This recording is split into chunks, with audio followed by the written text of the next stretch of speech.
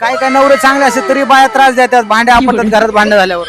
भांडी आपली म्हणजे तरस का म्हणते येत नाही बायका सांगा तुम्ही मला भांडीचे आपटे देत नवऱ्याने शांत राहावा नाही सांगन तसं ऐकावा असं बायाचं म्हणणं असतं. नवऱ्याने बायकोचं ऐकायचं, बायकोच्या हातात राहायचं. हातात नसतं आज कुणी कुणाच्या बायको राहत नाही नवऱ्याचा नवरा राहत नाही जातात निघून पुन्हा मग बायका सोडून जातात बायका. नवऱ्याला सोडून जातात पुन्हा. आणि आजकाल काय झालंय, थोड्या गोष्टीवरून काय व्हायला लागले, बाया निघून चालत माहेराला 6-6 महिने येणार नाही येत मग काय नवऱ्याचे राग जातात ना मग. हे त्यांच्या मायबापाचा लाड व्हायला लागलाय का भांडणामुळे घरात नवरा बायकोची भांडणं झाल्यावर बायका भांडी का आपटतात? बायका याच्यामुळे भांडे आपटतात का पेतर नवरा असला ना ते भांडेच आपटतात. आणि माणूस फक्त माणूस आहे, बया नाही. बया घरातली सोन आहे, आरसा आहे.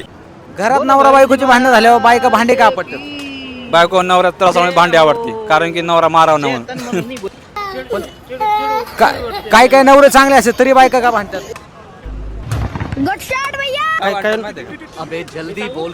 हा तुम्ही सांगा. अहो त्यांचा जन्मसिद्ध हक्क आहे त्याच्यामुळे ते भांडतात.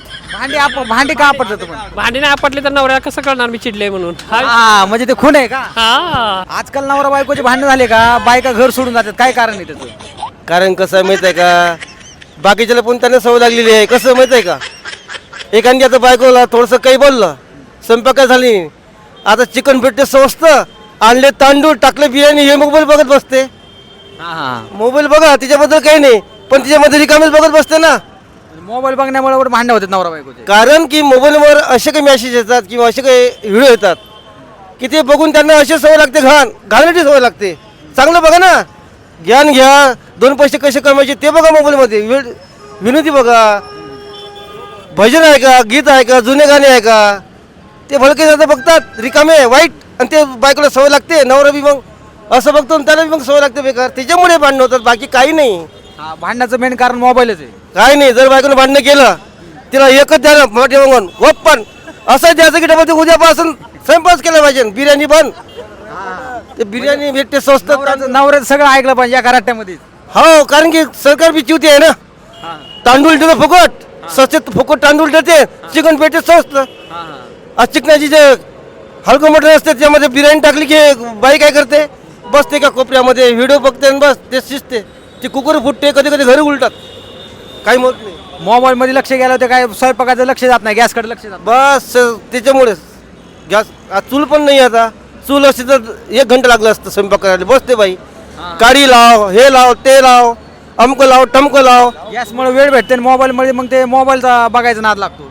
हा बघा, मोबाईलमध्ये नाद नाही, चांगला आहे मोबाईल, पण ते कसं आहे लिमिट बघा. काका आजकाल नवरा बायकोचे थोडे भांडण झाले की बायका लगेच नवऱ्याला सोडून माहेराला जातात, काय कारण आहे? तिच्या आईचा लाड आहे. कसं काय बरं? आई काय म्हणते, मला नवीन साडी, नवीन झंपर घेऊन ये. हा आणि ते नवरा नसला तरी चालेल, पण तू माझ्यापाशी राहायला ये. हा म्हणजे नवऱ्याला सोडून माझ्यापाशी राहायला ये, मी तुला सांभाळते. मी सांभाळते नाही, आपण दोघी बी करून खाऊ. तुझ्या बापाला बी मी सोडते. बापरे. नवरा बायकोचे भांडण झाल्यावर घरात बाया भांडे का आपटतात? ते तिच्या आई बापाने दिलेले असतात ना, म्हणून आपटे त्यात काय पण आपटे ते बायको. मग त्याचं नुकसान झालं, ते नुकसान भरपाई कोण देणार? परत आई बाप थोडी देणार आहे भांडे तिचे. नाही नाही, आपणच करावं लागते नवऱ्यानं. नवऱ्याने शांत राहिलं पाहिजे का? मग नाही, बायकोने राहिलं पाहिजे. भांडे आपले नाही पाहिजे. नाही पाहिजे.